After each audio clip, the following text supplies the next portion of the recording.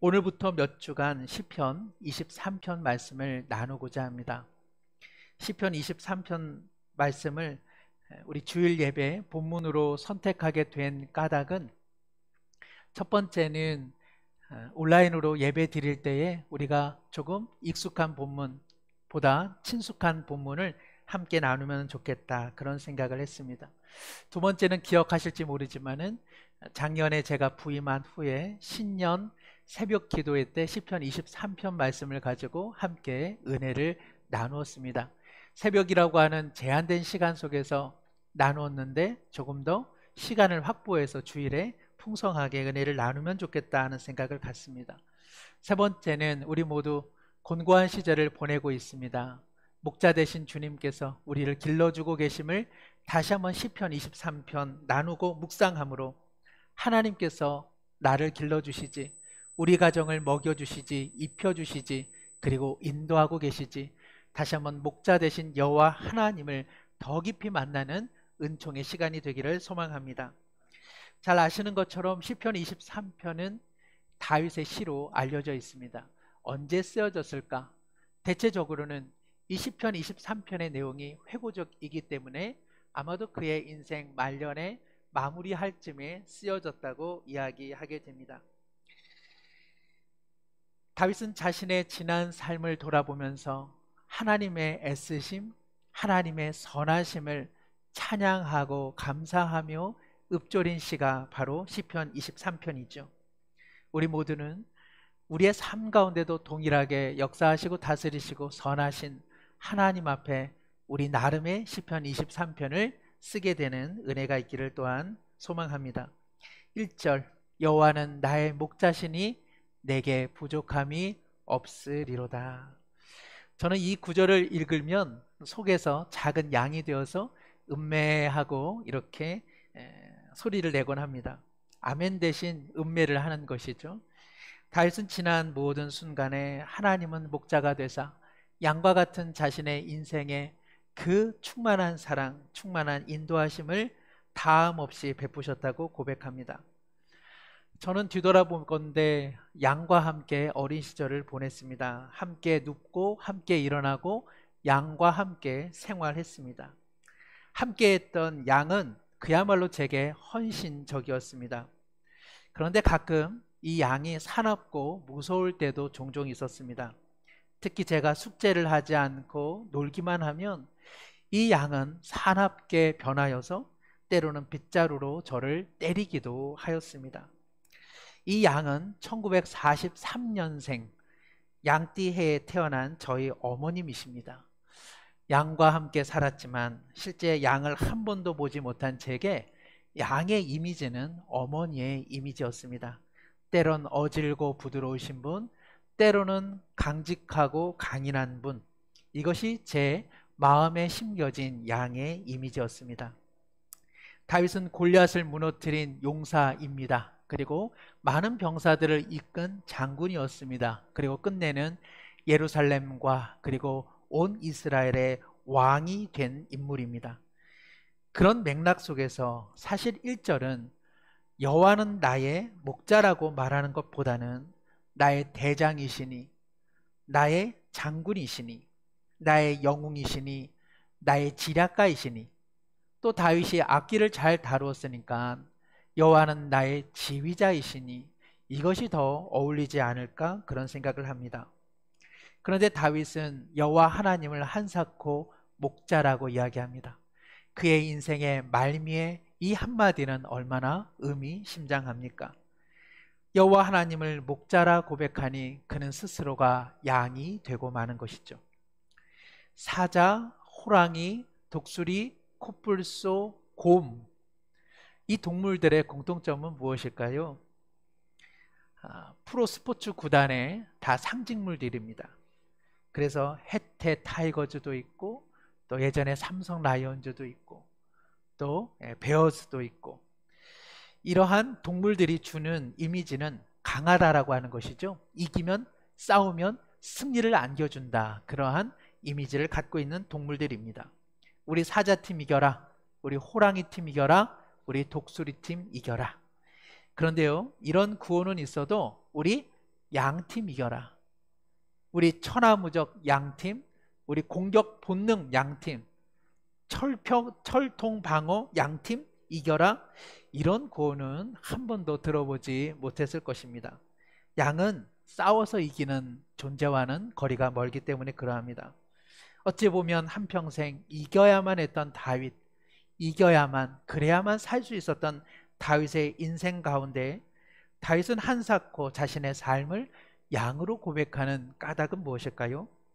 누구나 한 번쯤은 되고 싶은 용사, 장군, 왕이라고 하는 호칭을 뒤로 하고 그는 여호와 하나님 앞에 양이라고 그는 고백하고 있습니다. 누군가가 수능 때 만점을 받았습니다. 그렇다고 해서 하나님께서 그를 만점자로 부르시겠습니까? 누군가가 전국에서 보험 판매왕이 되었습니다. 그렇다고 해서 하나님께서 그를 부르실 때 보험 판매왕이라고 부르시겠습니까? 어떤 사람이 대기업의 회장이 되었습니다. 그랬다 할지라도 하나님께서 저의 영혼을 부르실 때 모 기업의 회장으로 부르시겠습니까? 부모는 자녀를 어떻게 기억합니까? 수능 만점자로, 전국 제1의 보험 판매왕으로, 그리고 대기업의 회장으로 자신의 자녀를 기억하겠습니까? 만일 자녀가 부모님 앞에서 자신을 수능 만점자로, 보험 판매왕으로, 대기업의 회장으로 불러달라고 한다면 얼마나 부모님은 황당하겠습니까?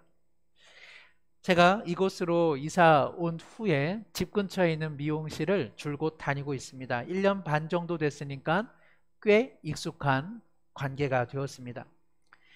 얼마 전에 미용실 사장님이 이발 중에 제게 묻더라고요. 실례지만 뭐 하시는 분이세요? 그 말 속에 제가 걸렸구나, 걸린 것 같구나 그런 생각을 했습니다. 언젠가는 걸리겠다 싶어서 일부러 말도 조금 부드럽게 하고 이발할 때도 몸가짐을 바르게 해서 이발을 했는데 제게 그 질문을 하시기에 제가 여쭤봤습니다. 뭐 하는 사람 같아 보입니까? 그랬더니 사기꾼이요. 이런 말은 하지 않더라고요. 그래서 제가 안심했습니다. 혹시 목사님이세요? 이제 제 정체를 알게 되었으니 이제 이 미용실을 그만 다녀야겠다 하는 생각을 갖게 됐습니다. 목회자인 것을 알게 되었으니까 이발하러 갈 때 머리를 더 잘 감고 그리고 더 단정히 하고 가야겠구나. 혹여 머리를 이상하게 손질해도 참 머리를 잘 깎으신다고 말씀해야 되겠구나. 이야기를 나누다 보니까 이분도 어느 교회를 다니시는 성도님이셨습니다. 미용실에서 한 사람의 고객이고 싶었는데 이제는 자칫하면 목회자로 또 성도로 만나게 되는 것 같아 마음에 다소 부담이 생겼습니다. 우리 모두는 자신 스스로가 혹은 외부에서 붙여준 이름을 가지고 살아갑니다. 누구 엄마, 누구 아빠, 누구 아내, 누구 남편, 누구 자녀, 뭐 하는 사람, 뭐 맡은 사람, 뭐 하다가 잘 된 사람, 뭐 했다가 말아먹은 사람, 병에 걸린 사람, 병에 걸렸다가 이제 괜찮은 사람. 사랑하는 성도 여러분, 세상에서 호명하는 그 이름으로 하나님은 우리를 호명하지 않는다는 사실을 꼭 기억하시길 바랍니다. 하나님 앞에 나갈 때는 세상이 우리에게 붙여준 이름으로 나갈 필요가 전혀 없습니다. 우리는 하나님 앞에 그저 하나님께서 길러주시는 양으로 주님 앞에 나가야만 합니다. 하나님과의 개인적 친밀감을 누리지 못한다면 우리의 신앙은 숨을 쉴 수가 없습니다. 그래야 코로나19 속에서 우리의 영혼이 양처럼 하나님 앞에서 목자 되신 주님의 사랑을 누릴 수 있기 때문에 그러합니다. 밖으로 나가기 어렵고 많은 사람과 대면하기 어렵게 되었습니다. 그러나 이러한 때에 도리어 외부에서 우리에게 붙여주는 호칭들을 잠시 내려놓고 여호와는 나의 목자이시지, 맞아, 나는 그분의 길러주시는 양이야, 나는 양일 뿐이야 라고 고백하시기를 바랍니다. 우리는 아무것도 아닌 존재입니다. 우리는 그저 목자 되신 여호와의 도움 없이는 한순간도 살아갈 수 없는 가련하고 연약한 양일 뿐입니다. 우리는 인생의 의미도 하나님께서 알려주지 않으시면 알 수 없는 존재입니다. 그런데 여호와는 나의 목자가 되어주셔서 부족함이 없으신 분입니다. 우리가 이 고백을 더욱 자주 올려드리기를 소망합니다. 다윗이 시편을 열면서 하나님을 여호와로 부른 까닭이 여기에 있습니다. 물론 여호와라고 하는 의미 안에는 다양한 뜻이 담겨져 있습니다. 여호와는 출애굽의 은총의 기적을 나타내실 때 하나님께서 모세에게 알려주신 자신의 호칭입니다. 여호와란 간단히 말하면 나는 나다라는 뜻입니다. 나는 나일 뿐이다. 이것이 의미하는 바가 무엇이겠습니까? 우리 중에 누구도 우리 자신을 나는 나다라고 말하기가 어렵습니다. 왜 그렇습니까? 우리 모두는 하나님께서 지으신 피조물이고 하나님의 은총에 기대어 살아가고 있기 때문에 그러합니다. 우리는 하나님 안에서 살아가는 존재일 뿐입니다. 우리의 존재의 목적, 우리의 삶의 목적은 우리에게서 나오지 않습니다. 오직 지으신 하나님으로부터 나옵니다. 자동차의 목적은 자동차를 만든 사람에게 있습니다. 컴퓨터, 그리고 작은 물건 하나하나도 그것을 만든 사람에게서 그 결정이 지어집니다. 그러므로 우리는 나는 나일 뿐이야 라고 말할 수 없고, 우리는 항상 나는 하나님 안에서 나일 뿐이야 라고 말할 수는 있습니다. 이에 비해서 여호와 하나님은 존재 그 자체이십니다. 하나님은 누군가에게 기대지 않으십니다. 하나님은 누군가와 의논하지 않고 누군가에게 질문하여 답을 얻으시는 분 아니십니다. 하나님은 스스로 존재하시는 분이십니다. 하나님은 존재 그 자체이시며 완전하신 분입니다. 그러므로 수능 만점자가 하나님 앞에서 아무것도 아니요, 세상에서 가장 보험을 많이 판매한들 하나님에게는 아무것도 아닌 것입니다. 아무리 굴지의 세계적 대기업의 회장인들 하나님에게는 아무것도 아닌 것입니다. 그러므로 무언가를 이룬 존재가 중요한 것이 아닙니다. 무언가를 이루지 못했다 하여 크게 낙심할 필요도 없습니다. 사람들이 나를 부르는 그 호칭이 중요하지 않습니다. 내가 세상 살아가면서 내가 따모은 계급장도 다 의미가 없는 것입니다. 그저 하나님 앞에 양일 뿐입니다. 완전하신 여호와여, 나는 천하무적도 아니요, 나는 공격 본능도 없으며 나는 철통 방어 능력도 없는 참 유약한 인생, 넘어지는 인생, 뒹구는 인생, 가련한 인생이 돼 여호와께서는 언제나 저의 부족함 없는 목자가 되어주셨습니다. 이 고백이 다윗의 고백이 아닌 우리 모두의 고백이 되기를 간절히 축복합니다. 저는 성도 여러분들께 묻고 싶습니다. 여호와는 다른 누구의 목자가 아니 오늘 나의 목자이십니까?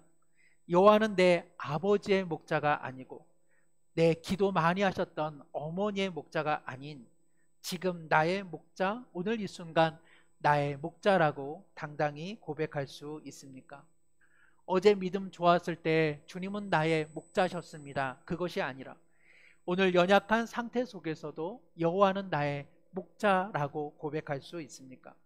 한창 헌신하고 열정적일 때 그때의 고백이 아니라 오늘 이처럼 힘없이 살아가는 지금 이 시기에도 여호와는 나의 목자이시며 여호와는 내게 부족함 없는 분이라고 고백할 수 있습니까? 그 고백을 여호와께서 확실히 받으신다고 확신하실 수 있습니까? 여호와는 어제도 오늘도 영원토록 나의 부족함 없는 목자이십니다 라고 고백하신다면 그 고백은 어디서 나오는 고백입니까? 하나님께서 그 고백을 받으신다면 그 확신의 근거는 무엇입니까? 며칠 전에 막내가 손을 빙빙 돌리면서 저에게 이렇게 묻더라고요. 아빠, 이렇게 손을 빙빙 돌리면서 큰 사람을 돌로 무너뜨린 사람, 그 사람 누구지? 아, 다윗? 맞아, 다윗이야. 다음날 아침 일찍 일어나더니 불쑥 제게 또 말합니다. 아빠, 하나님은 우리를 사랑하시는데 하나님 말씀을 따르면 더 사랑하신대. 어젯밤 엄마로부터 베개 밑에서 성경의 이야기를 들으면서 자기 나름대로 기억한 것을 제게 말한 것 같았습니다. 그런데 하루 종일 그 말이 생각이 났습니다. 하나님은 우리를 사랑하시는데 하나님 말씀 잘 들으면 더 사랑하신대. 하나님은 우리를 사랑하시는데 하나님의 말씀을 잘 들으면 더 사랑하신다. 맞는 말입니까? 틀린 말입니까? 하나님은 우리를 사랑하시는데 하나님의 말씀을 잘 들으면 더 사랑하신대. 맞는 말 같기도 하고 틀린 말 같기도 합니다. 또 틀린 말 같기도 하고 맞는 말 같기도 합니다. 사실 이와 같은 혼란이 초대교회에 있었습니다. 예수님의 사랑이 충분한데 무언가 더 잘 지키면 더 큰 사랑을 받는 것 아니겠어? 이것이 초대교회를 혼란케 했습니다. 하나님의 사랑은 어떠한 사랑입니까? 하나님의 사랑은 완전한 사랑이요 다함 없으신 사랑입니다. 그런데 하나님의 말씀을 잘 들으면 더 사랑한다고 하니 견주어 보면 어떻습니까? 이전 사랑은 덜 사랑이고 그리고 이후 사랑은 더 사랑이 되는 것입니다. 그래서 이 말대로 하면 우리를 처음 사랑하실 때의 하나님의 사랑은요 다 주는 사랑 아니라 덜 주는 사랑이요, 우리가 말씀을 잘 듣고 행위가 올바르면 하나님께서 나머지 더 사랑을 부어주시는 것이죠.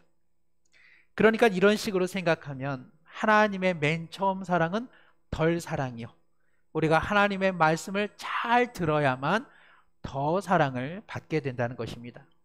이 논리를 계속 따라가자면 하나님께서는 맨 처음에는 5개의 사랑을 주시되 우리가 하나님의 말씀을 잘 따르는가 그거 보고서 나머지 5개의 사랑도 주신다는 것입니다. 그런데 만일 우리가 하나님의 말씀을 잘 따르지 않으면 5개의 사랑은 보관해 두시되 주려고 했던 5개의 사랑은 주지 않게 되는 것이죠. 그래서 덜 사랑이 아닌 더 사랑을 얻기 위해 일부의 사람들은 하나님의 말씀을 따르려고 노력합니다. 그런데 만일 하나님의 말씀을 잘 따르지 못하면 마음 가운데 아하, 나는 더 사랑받기는 글렀구나 하는 생각을 갖게 되는 것이죠. 그러다가 삶에 어려움이 있습니다. 질병에 걸리고 가정에 어려움이 있고 그리고 경제적인 손실이 있습니다. 그때 문득 생각합니다. 내가 하나님의 말씀을 잘 따르지 않아 받았어야 될 5개의 사랑을 덜 받아 내 모습이 이렇구나. 사랑하는 성도 여러분, 성경은 그렇게 말하지 않습니다. 로마서 5장 8절 9절의 말씀입니다. 우리 함께 보겠습니다. 우리가 아직 죄인 되었을 때에 그리스도께서 우리를 위하여 죽으심으로 하나님께서 우리에 대한 자기의 사랑을 확증하셨느니라. 그러면 이제 우리가 그의 피로 말미암아 의롭다 하심을 받았으니 더욱 그로 말미암아 진노하심에서 구원을 받을 것이니라.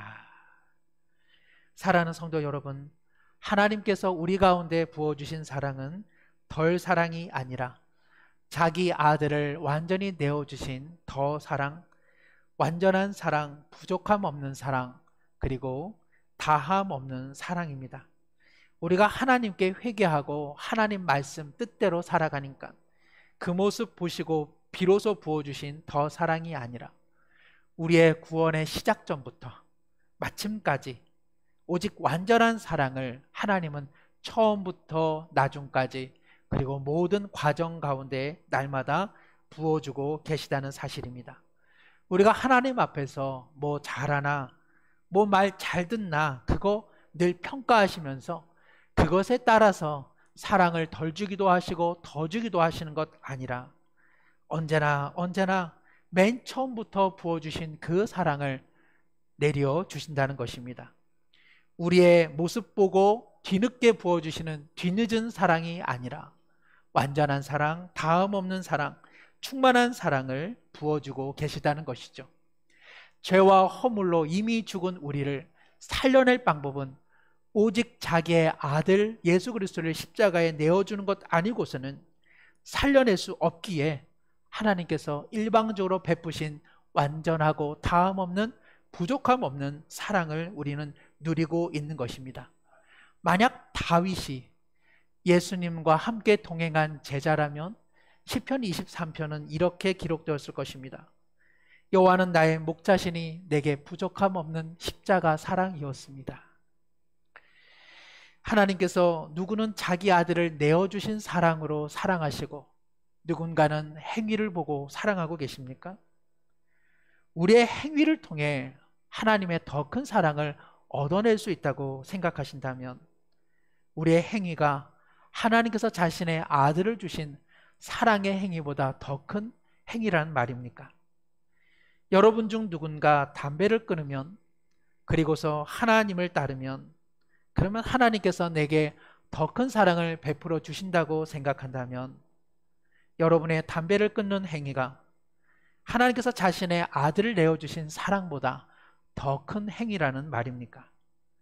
여러분 중 누군가 술을 끊고 악한 습관을 끊고 교회에 나와 기도하고 교회를 더욱더 섬기면 하나님께서 자신의 아들을 내어주신 사랑보다 더 큰 사랑을 받을 수 있다고 생각하십니까?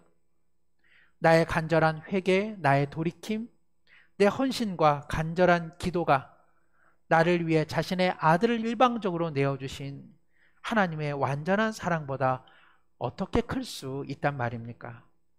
사랑하는 성도 여러분, 아무리 거룩하고 아무리 헌신을 많이 하고 아무리 간절히 기도한다 할지라도 우리를 향한 하나님의 예수 그리스도의 내어주심의 사랑에 견줄 수가 없습니다. 하나님의 완전하신 사랑에 우리의 것이 일체 들어갈 자리가 없다는 것입니다.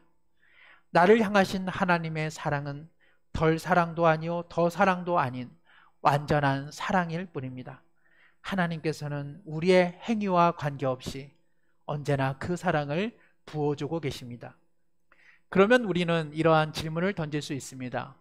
내가 하나님 믿고 그 완전한 사랑을 받았으니 그러면 하나님의 뜻에 부합된 삶을 살 필요는 없는 것입니까? 역으로 하나님의 뜻에 부합된 삶을 살아야 될 이유는 무엇입니까? 결론적으로 말씀드리면 하나님의 말씀을 지키는 까닭은 하나님의 더 사랑을 받기 위한 것이 아닙니다. 그러면 하나님의 말씀을 지키고 우리의 삶의 태도와 우리의 인격을 바꿔야 하는 까닭은 무엇일까요? 그것은 하나님께서 내게 베푸신 그 완전한 사랑에 압도되어 내게 그와 같은 사랑 베푸신 주님을 기쁘게 해드리기 위한 삶의 모습일 뿐입니다. 그러므로 사랑하는 성도 여러분, 하나님의 더 사랑을 받기 위해 하나님의 말씀을 따르려고 한다면 그 행위는 중단하셔야만 합니다. 그런 노력으로는 하나님을 기쁘게 해드릴 수도 없고 그러한 자기 노력으로는 아무것도 변화되지 않기 때문에 그러합니다. 그리스도의 완전한 사랑에 기대지 못한 자기 결단과 자기 각오는 아무런 변화도 일어나지 못하게 하기 때문에 그러합니다. 오히려 그와 같은 시도는 다음에 4가지 결과를 안겨줍니다. 첫 번째는 나는 하나님의 사랑에 보답하지 못했다라고 하는 패배감을 안겨줍니다. 두 번째는 나는 하나님의 더 사랑을 결코 받을 수 없다는 낭망을 안겨줍니다. 세 번째는 나는 사실 하나님의 뜻대로 살아보려고 애를 썼는데 그와 같은 교만함이 그 마음 가운데 쓴뿌리로 심겨집니다. 네 번째는 나는 하나님 뜻대로 살아보려고 노력했는데 하나님은 나를 돕지 않으셨더라고 하는 엉뚱한 실망감만 남겨집니다. 은혜로 시작했는데 자기 노력으로 신앙생활을 마무리하는 이 얼마나 낭패요? 이 얼마나 고통스러운 삶의 모습입니까? 하나님의 사랑은 덜 사랑도 더 사랑도 아닙니다.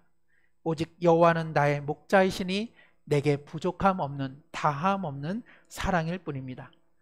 우리가 아직 죄인 되었을 때 하나님께서는 자기 아들을 십자가에 내어주심으로 우리를 향한 자신의 사랑을 확증해 주셨습니다.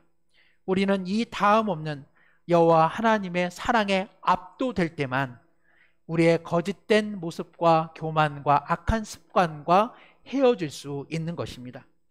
그리스도의 죽으심과 부활하심 속에 담겨진 하나님의 사랑에 깊이 잠기울 때만 우리는 하나님의 용서, 그리고 죄와 결별할 수 있는 믿음의 용기를 얻을 수 있는 것입니다. 사업의 실패로 파산 상태에 빠진 한 사람이 어느 한 목회자에게와 상담을 청했습니다. 저는 모든 것을 잃어버렸습니다. 목사가 말합니다. 믿음을 잃어버리셨다니 그거 참 안 된 일입니다. 그런 이야기가 아닙니다. 저의 믿음은 그대로 있습니다. 아, 그렇다면 주님의 은혜를 잃어버렸군요. 이거 보통 일이 아닙니다. 그러자 이 사람이 말합니다. 그렇게 말한 적 없습니다. 저는 여전히 주님의 은혜를 알고 있습니다. 아, 그렇다면 구원을 잃어버렸군요. 정말 안타까운 일입니다. 제가 도와드리고 싶습니다. 아니요, 그게 아닙니다. 저는 여전히 구원의 확신을 갖고 있습니다. 자, 당신은 믿음도 있고 은혜도 있고 구원의 확신도 있다면, 그렇다면 정말 중요한 것을 잃어버린 것은 아니군요. 이 세 가지 중 아무것도 잃어버리지 않았으니 당신의 문제는 그다지 중요한 것이 아닌군요. 완전하신 여호와께서 목자가 되사 자기의 아들을 내어주신 그 사랑으로 우리를 인도해 주고 계십니다. 우리가 삶에서 무엇을 잃어버린들, 무엇이 부족했다고 말할 수 있겠습니까? 코로나19가 우리를 향하신 하나님의 사랑을 차단할 수 있습니까? 경제적 고통이 십자가의 사랑을 덜한 사랑으로 변제시킬 수 있습니까? 육체적 질병이 극심하다 할지라도 하나님을 향한 우리의 기도를 간절한 마음을 병들게 할 수 있습니까? 세상의 난리가 아무리 극심하다 할지라도 영원하신 하나님의 나라를 흔들고 무너뜨릴 수 있습니까? 앞으로도 예기치 않은 무수한 재앙과 그리고 고통이 우리 가운데 놓여 있겠지만 그 어느 것 하나 우리를 향하신 하나님의 완전한 사랑을 흠집낼 수 있겠습니까? 사랑하는 성도 여러분, 여호와 하나님께서 자기 아들을 십자가에서 내어주신 완전한 사랑, 부족함 없는 사랑, 다함 없는 사랑, 그 사랑을 더욱 묵상하시고 읊조리시기를 축복합니다. 시편 23편 이 고백이 다윗의 고백이 아닌 영원한 우리의 고백 되기를 소망합니다. 이제 마칠 때 우리 함께 시편 23편 1절의 말씀을 다 함께 고백하겠습니다. 여호와는 나의 목자시니 내게 부족함이 없으리로다. 우리 한번 눈을 감고 다시 한번 고백합니다. 여호와는 나의 목자시니 내게 부족함이 없으리로다. 기도하겠습니다. 여호와는 나의 목자시니 내게 부족함이 없으리로다. 하나님 아버지, 처음도 그리하였고 나중도 그리할 것입니다. 자기 아들을 내어주신 십자가의 사랑은 덜한 사랑도 더한 사랑도 뒤늦은 사랑도 아닌 처음부터 영원까지 다함 없는 사랑, 완전한 사랑, 충분한 사랑이오니 이 사랑에 힘입어 살아가는 우리 모두가 되게 하여 주옵소서. 여호와 하나님 목자가 되시나니 하나님 앞에서 기름받고 돌봄받는 양으로 살아감을 잊지 않게 하여 주옵시고, 세상이 내게 붙여진 모든 호칭들을 다 내려놓고 하나님의 목자 되신 그 품 안에 영원히 거하는 주님의 착한 양으로 살아가게 하여 주시옵소서.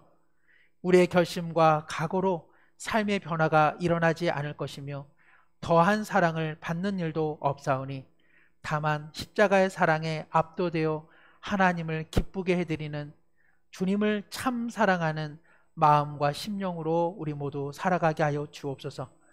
코로나19를 비롯한 삶의 무수한 재앙과 고통과 극심한 환난이 있다 할지라도 그 어떤 것도 하나님의 사랑, 은총, 구원, 은혜로부터 우리를 이탈시키지 못하나니 오직 여호와 하나님만을 더욱 바라보는 주님의 양으로 살아가게 하여 주옵소서. 예수님의 이름으로 기도드리옵나이다. 아멘.